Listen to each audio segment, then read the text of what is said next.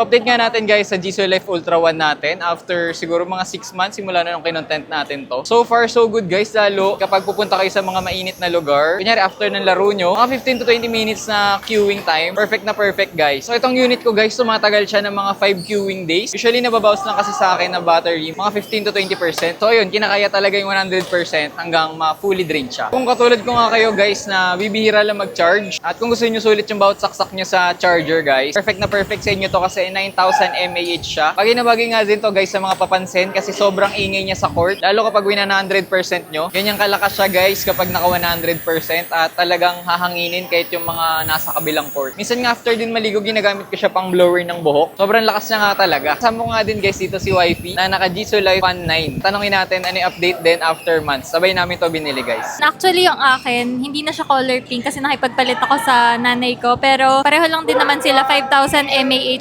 So, matagal din tong battery life nito guys. At ako rin, tamad ako personally mag-charge. Sa mga small bag ko, kasyang-kasya to. Lagi ko talaga tong dala. Minsan, alam kong aircon lang naman. Pero dala ko to kasi we'll never know kailan natin siya kailangan, diba? Kasi taga dito tayo sa tropical country. So yan, highly recommended talaga ang Jisoo Life. So sa mga katanungan saan makabili nitong Jisoo Life fans namin, meron dyan sa yellow basket sa bandang baba. Claim nyo yung voucher para maka-discount kayo.